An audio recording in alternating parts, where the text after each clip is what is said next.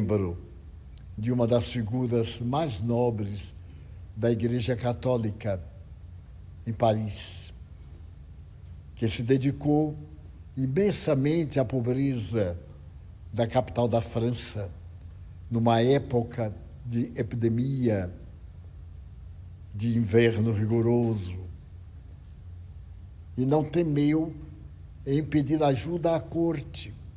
Ele era um confessor, e havendo um príncipe debochado, que ele conhecia muito bem as mazelas, pediu-lhe que ele desse uma ajuda, porque as pessoas estavam arrancando as tábuas do piso e do forro para queimar durante aquele inverno terrível.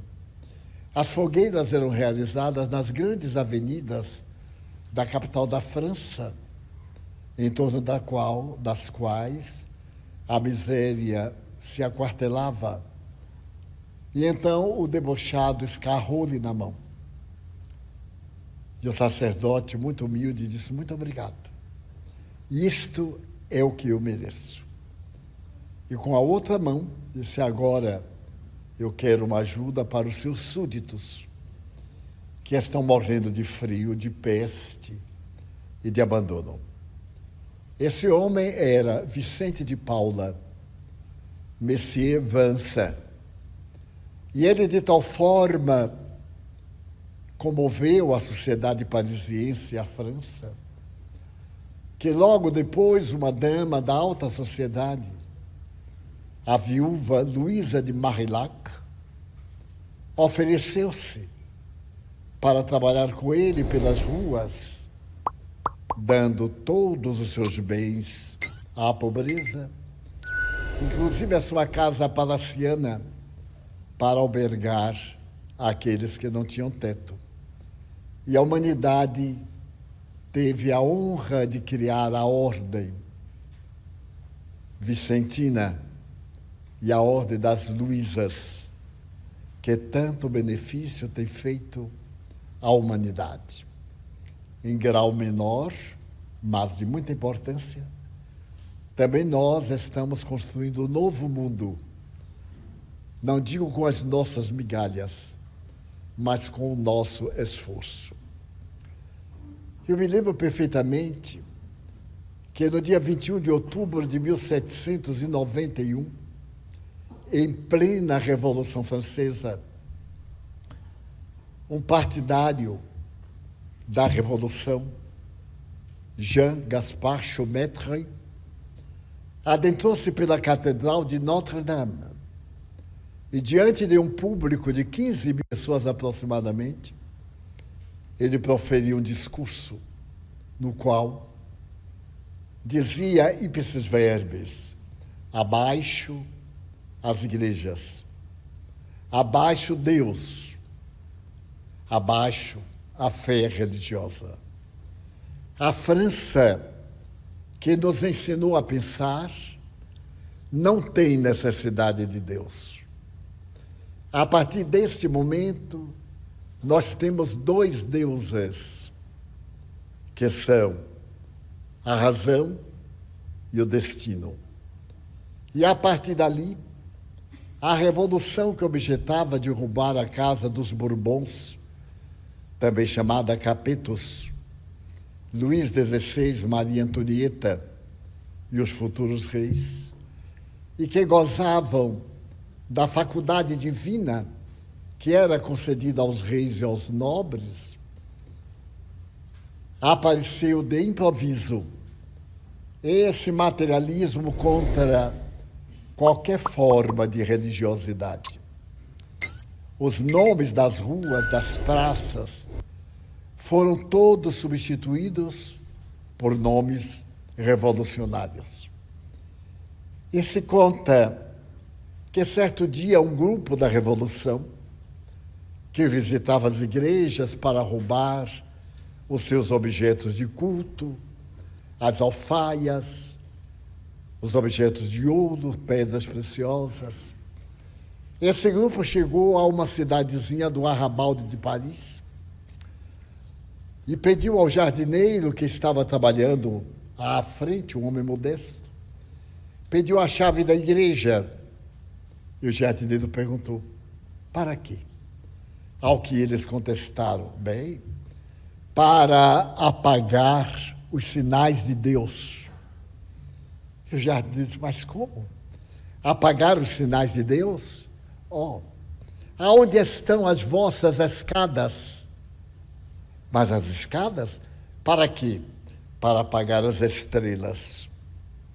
Elas são o mais notável sinal de Deus. É curioso notar que menos de 60 anos depois surgiria o Espiritismo, como vimos narrando especificamente nas duas últimas reuniões. E ao ser apresentado o Livro dos Espíritos, ditado pelas entidades desencarnadas, ao professor Rivaio, cognominado Allan Kardec, era o seu pseudônimo, ele tem como meta a primeira coisa, enfrentar o materialismo que então dominava a Europa e, em especial, a nação francesa. Ao lado do materialismo, que Napoleão teve a oportunidade de demonstrar, como narramos, no dia 2 de dezembro do ano de 1802, quando foi coroado imperador dos franceses e humilhou o Papa em plena catedral, trazendo Deus de volta. Allan Kardec tem a preocupação de que esta nova filosofia, essa ciência, a ciência da comunicação com os espíritos, o que é que ela teria a dizer a respeito do nosso ser, nossa origem, nosso destino, nossa fatalidade.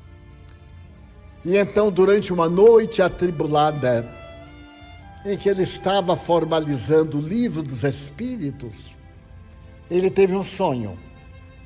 E nesse sonho, uma voz lhe perguntava: você vai oferecer para o futuro uma filosofia lógica, uma ciência racional e probatória da imortalidade da alma.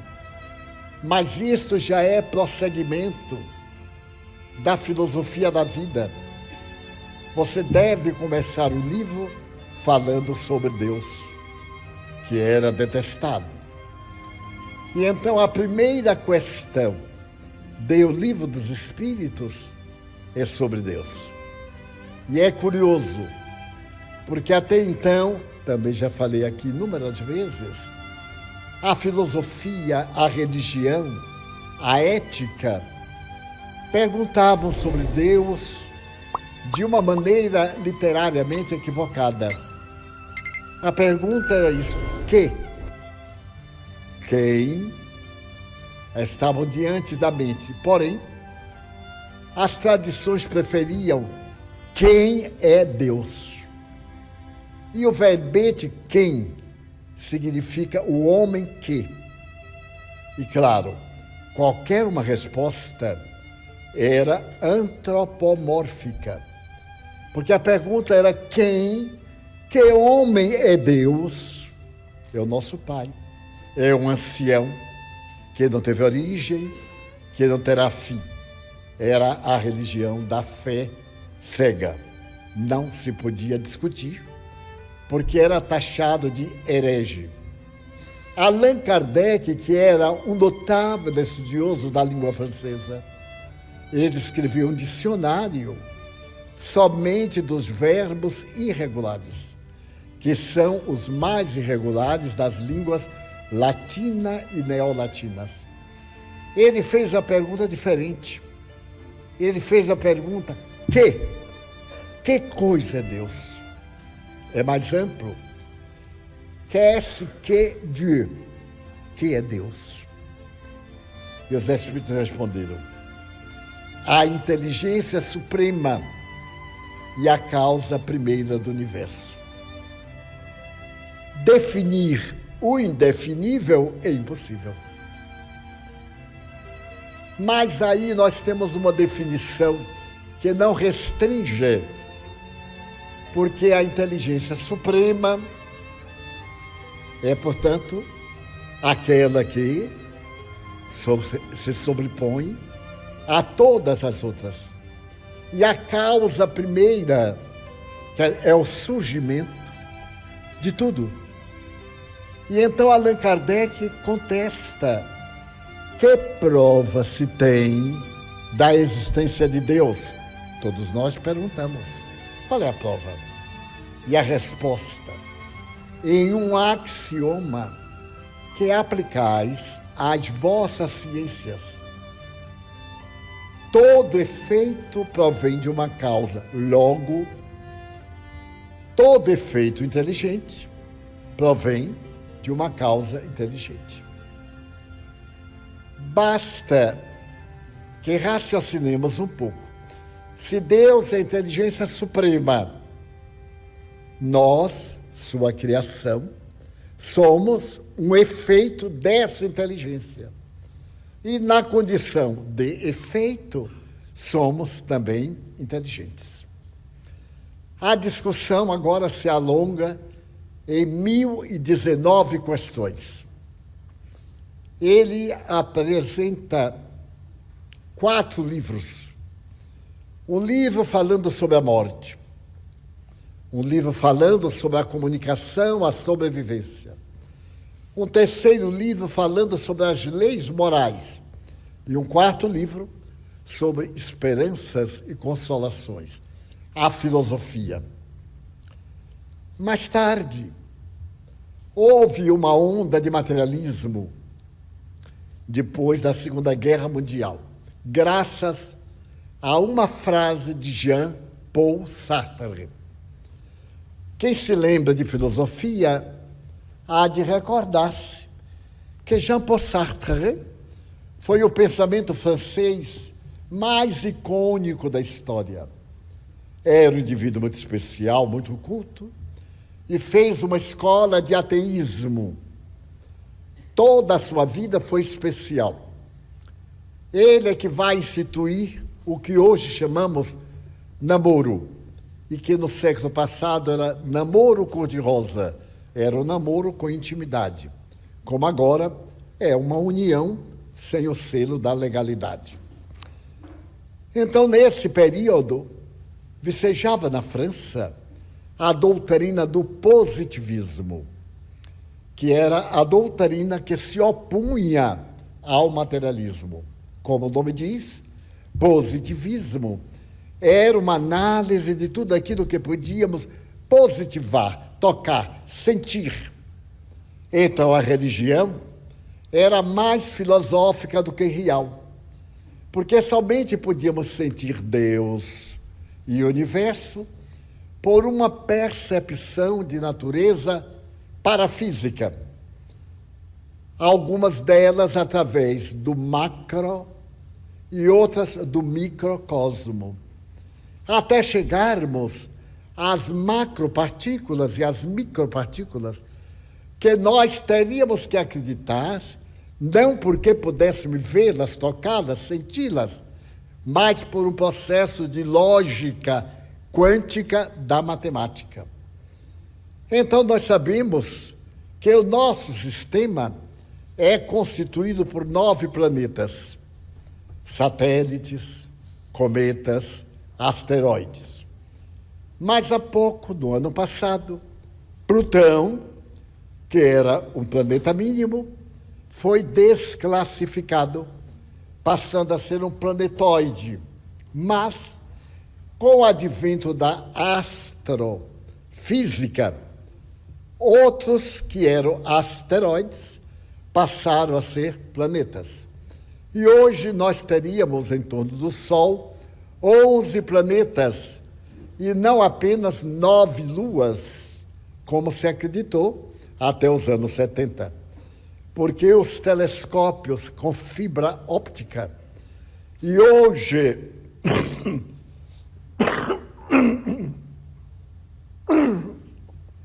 na condição de satélites fora da órbita terrestre, se pôde comprovar que eram infinitamente mais numerosos. Então, o nosso sistema solar era apenas um, nessa mancha embranquiçada do Sul, a nossa Via Láctea. Mas que a nossa Via Láctea é muito pequena ao lado de outras Vias Lácteas à nossa volta. Por exemplo, a constelação do Cruzeiro do Sul, que brilha para nós, e tem na ponta a estrela da Virgem, que emite ondas de calor de 11 mil graus centígrados. O Sol emite ondas de 6.649 graus centígrados. É uma estrela de primeira grandeza e abençoa o nosso, mas Andrômeda é infinitamente maior. Mas aí são duas constelações, duas galáxias. As tentativas de laboratório chegam a ser perversas. Eu leio sempre que posso o que diz respeito a essas galáxias, porque me fascina e me perturbam. E quando eu leio, como recentemente, que nós teríamos sextilhões de galáxias e que este universo é apenas mais um universo, que houve outros, então, usando uma expressão popular, dá-me uma confusão cerebral que eu deixo para lá e digo que a minha cabeça ainda não dá para a matemática. Ainda me contento mais no romântico e deixo isso para quem tem cabeça matemática, como prova de Deus. Então, o positivismo era uma doutrina romântica, porque não combatia o materialismo. Falava que o essencial era ter uma ética, uma ótica moral. Se crê em Deus, bom. Mas se não crê, bom, desde que o indivíduo seja bom. É, portanto, uma ética perfeitamente acessível. E Allan Kardec era positivista. O autor do positivismo ainda estava encarnado. E ele dava aulas fantásticas. Era um apaixonado. Ele se havia apaixonado por uma mulher muito bela, chamada Clotilde Devaux. Ela sentava no meio dos alunos e ele dava aulas poéticas e fascinantes. Abalava a cultura europeia. Mas Clotilde Devaux morreu. E ele, não acreditando na imortalidade da alma, vejam que paradoxo, colocava a cadeira na qual ela sentava no palco, para que todos prestassem homenagem à memória de Clotilde Devaux. Era, portanto, um culto, um verdadeiro culto de homenagem à memória dessa mulher que o fascinava. Então, essas duas forças competiam. E nos anos 50, Jean-Paul Sartre se apaixonou também por uma bela mulher. Aliás, não muito bela, para o meu padrão. E então casaram. E ele, materialista, inovou. Ela continuou na casa dela e ele na casa dele. Porque quem é que aguenta viver com outra pessoa em paz, sem brigar? Daí o casamento passou a ser cor-de-rosa. E eles foram muito felizes.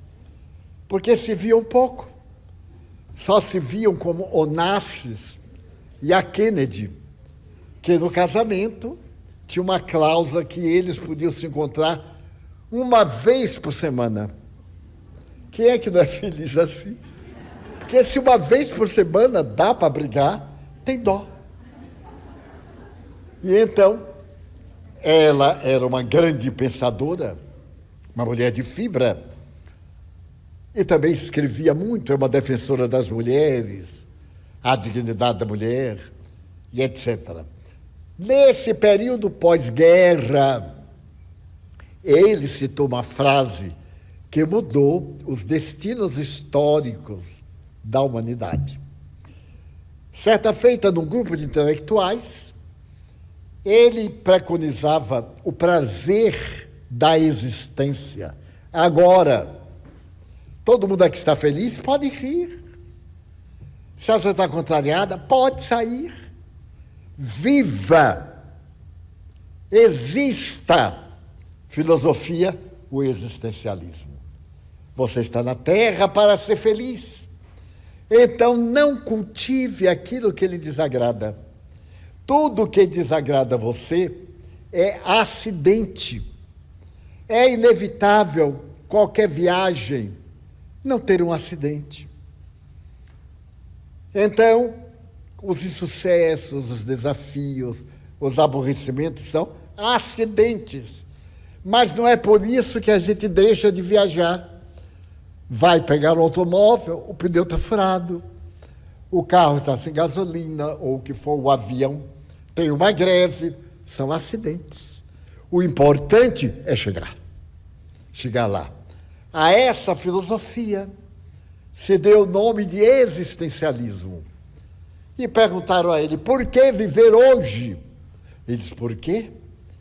O nosso destino está na bomba. Amanhã, joga uma bomba, acabou tudo. Por causa da bomba atômica de Hiroshima e de Nagasaki. Aí nasce o materialismo mecanicista. Tudo é um mecanismo que existe. E nesse período o mundo renasceu para o materialismo. Foi um período fascinante. Eu vivi nele, fascinante. Mas não consegui ficar materialista, não houve jeito.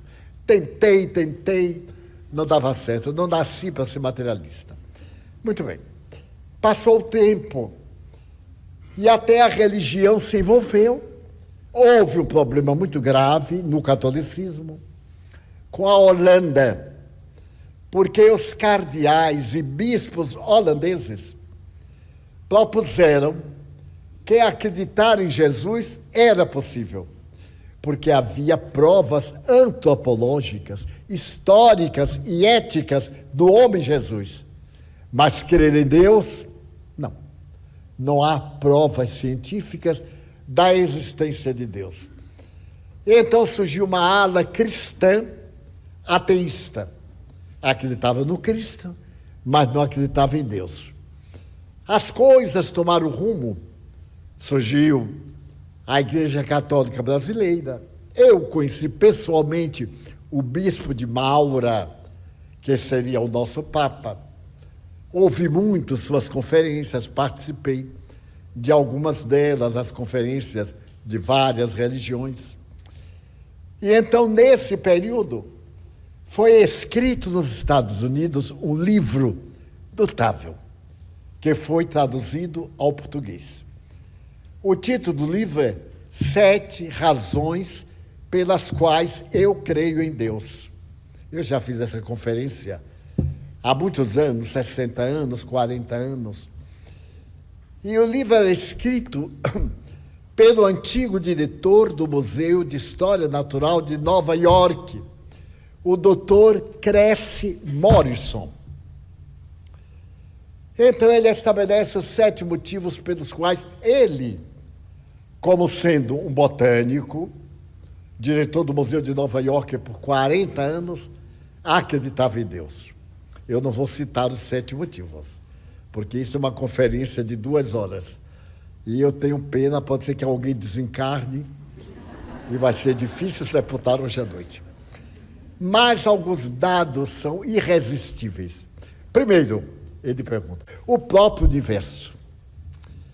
A Terra movimenta-se em volta do seu eixo com a velocidade de 120 quilômetros horários. Graças a isto, existem os dias e as noites. Mas por que ela gira? Por causa de uma lei chamada gravidade. Existem poucas leis do universo: a gravidade, o eletromagnetismo e as leis quânticas. A lei quântica forte, a lei quântica fraca. Muito bem. Mas será que isso foi o acaso? O Senhor, acaso, fazia que os astros se batessem uns nos outros? E aí o Senhor, acaso, disse: não está certo. Vou violentar a lei que existe. Espero que me possa estar acompanhando, que eu seja claro. Mas a lei que existia era esta: quanto maior o volume, teoria da física, mais rápida a queda. Então, Ptolomeu, pensador do século XVI, subiu uma torre e pegou 1 quilo de algodão e 1 quilo de chumbo. O volume do algodão, obviamente, era muito maior. E empurrou pela janela. Caíram ao mesmo tempo. Então derrubou a lei. Surgiu outra lei: quanto maior o volume, menor a sua queda. Então, todo corpo que exceda determinado peso equilibra-se no universo pela lei da gravidade.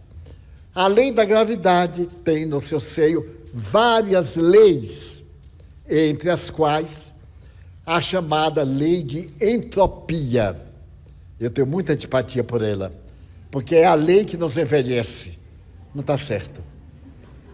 A gente vai bonitinho, daí a pouco vira aquele caju murcho. Não está certo. É um erro da lei. Muito bem. Nesse momento fantástico, o Dr. Crécy Morrison continua: por que 12 horas no seu movimento e 365 dias em volta do Sol, fazendo uma volta elipsoidal? Naturalmente, uma volta redonda, de uma elipse como uma pera. E aí vamos agora aos detalhes que me fascinam. Por exemplo, se, condicional, se a Terra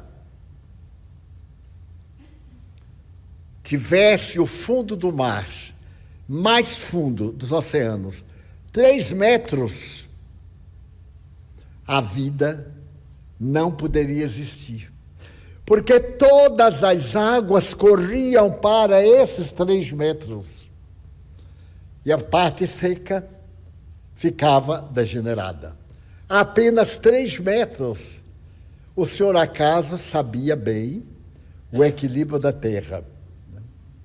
Se a Lua estivesse a 50.000 quilômetros apenas, a vida era impossível, porque a sua radiação levantaria ondas tão altas que tomariam conta da Terra 2 vezes em cada 24 horas, acabando com tudo. Se a Lua estivesse a 110.000 quilômetros, a vida na Terra seria impossível, porque deixava de receber o influxo do seu magnetismo sobre as ondas do mar e haveria um desequilíbrio no peso. E ele vai além. É tão maravilhoso. Eu vou ver se esta semana ou breve volta, porque são dados fascinantes.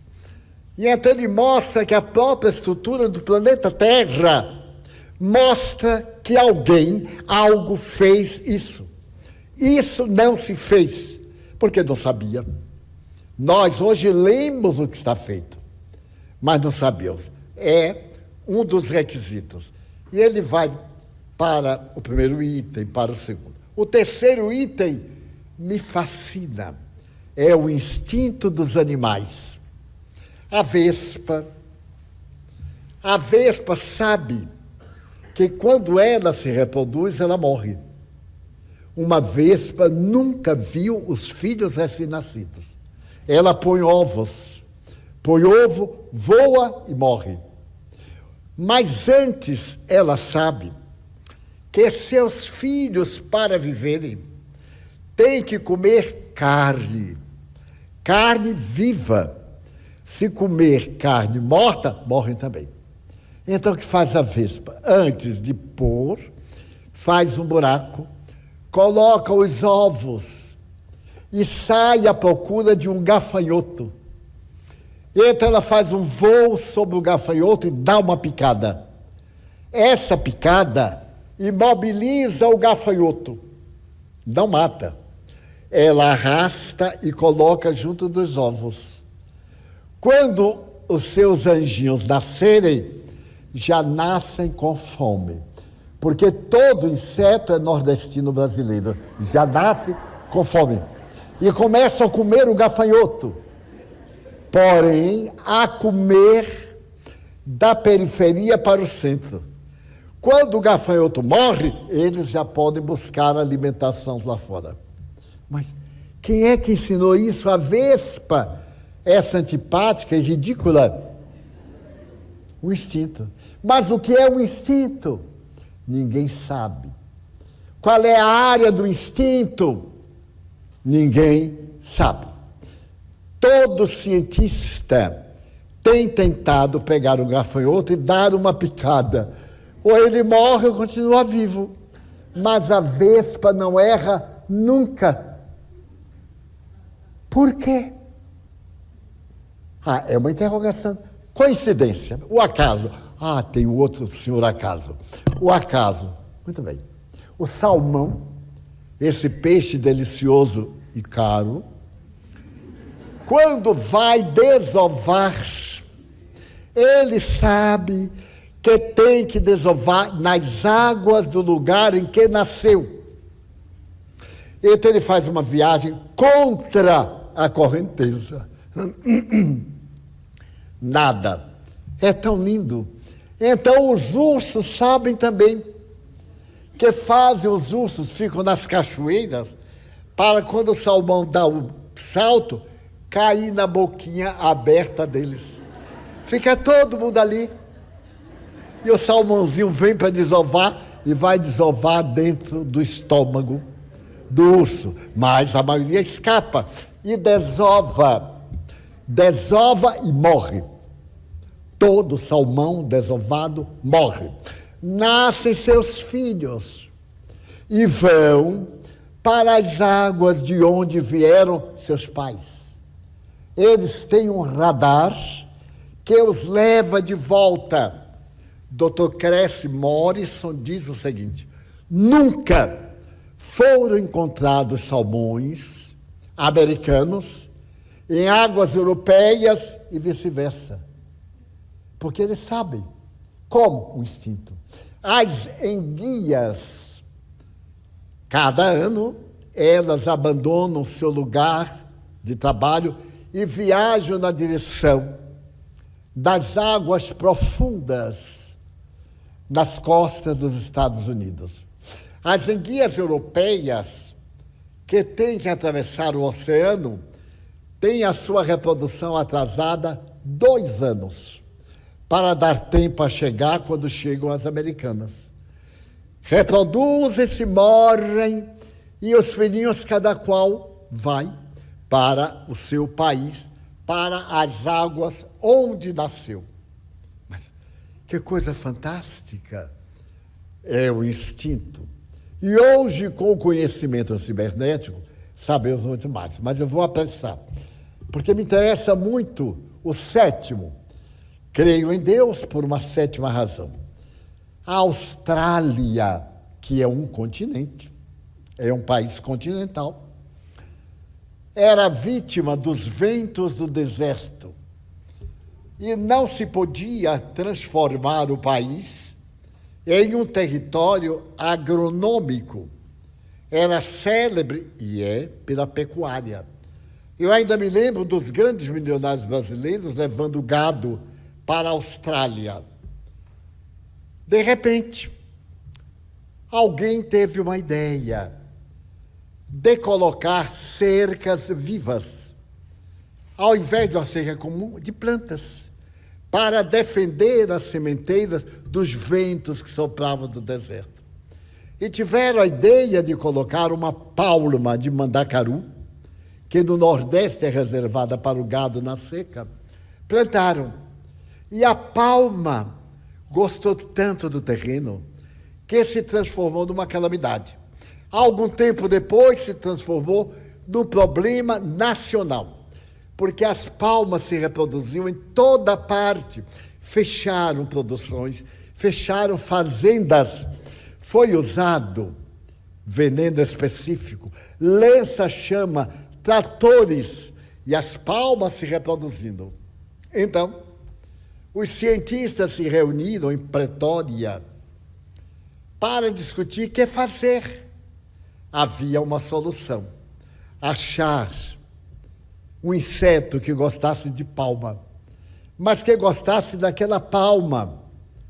E fizeram uma pesquisa e encontraram no Brasil, tinha que ser, um inseto esfomeado. Aí pegaram a turminha brasileira e levou. E os insetos começaram a comer e a se reproduzir. Então passou-se um segundo problema. Neste momento havia tanto inseto que passou a ser uma calamidade. Mas aí aconteceu o equilíbrio. À medida que as palmas diminuíam, os insetos também. E hoje, palmas para insetos, insetos para palmas. E a Austrália é um dos países mais prósperos do mundo, graças aos bichinhos brasileiros. Por fim, uma outra razão pela qual ele crê em Deus. Os insetos respiram através de tubos. Não tem a caixa pulmonar, nem as brânquias dos peixes.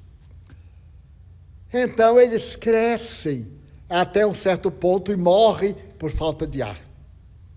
A cigarra, a vida inteira eu aprendi que a cigarra estourou de cantar. E eu acreditava. Brasília, que é o reino da cigarra, é uma tragédia, Brasília. Pelas ruas estão elas todas arrebentadas pelas costas. Não é de cantar, não. Porque ela não canta. Eu acredito, mas não acredito muito, não. Ela passa a patinha na asa e faz aquele ruídozinho delicioso. É na patinha. Então, resultado. Mas por quê que os insetos têm que respirar por tubo? Alguém pensou, ou algo. Porque à medida que respira, cresce. E se o pulmão, ou o que fosse, continuasse, aqui na sala deve ter uma ou outra pulguinha, não tem muita porque a gente cuidou. Já imaginaram as pulgas do tamanho de um boi, de um hipopótamo, os piolhos na cabeça da gente, crescendo. Uma lei impediu. Então ele disse, por isso, eu creio em Deus, que tudo fez dentro de medidas. E foi esse Deus, na proposta última, que repete o Salmo 19. Os céus cantam a glória de Deus e o firmamento a obra das suas mãos. Então, diz o Dr. Cresce Morrison, eu creio em Deus. Quem desejar detalhes, pesquise na internet. 7 razões pelas quais eu creio em Deus. Façamos uma oração íntima, agradecendo os bens da vida e dizendo a Jesus que nós chegamos aqui com uma porção de questões mentais e vamos sair um pouco melhores ante as vibrações afetuosas dos nossos guias, nossos familiares e da Mãe Santíssima que vela por nós. Nós te pedimos, Jesus, por nós próprios,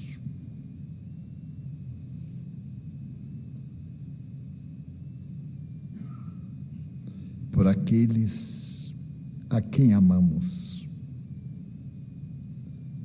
por todos quanto nos amam. Nós te pedimos pelos nossos adversários que nos desejam mal, que sejam felizes e nos deixem em paz. Pela nossa casa querida, aonde procuramos viver as tuas lições. Também te pedimos, em favor dos espíritos maus, que se comprazem nas perseguições ao bem.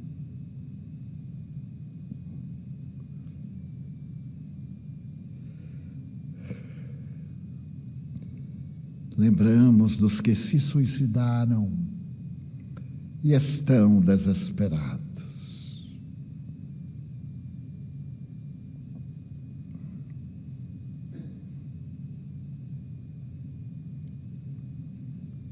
Nós te suplicamos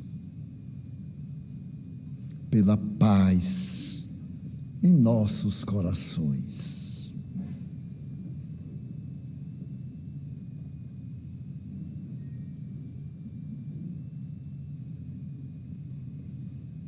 Pela paz em nossa família, pela paz no Brasil e na terra. Abençoa nossa água, torna medicamento salutar para nossas necessidades.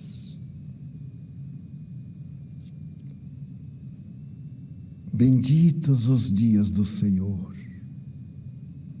Agradecemos-te tudo esta noite, suplicando-te que nos acompanhes de volta à família. Em teu nome, recordando a paternidade divina e a Mãe Santíssima, pelos Espíritos bons que nos vêm socorrer, encerramos a nossa reunião com votos de muita paz.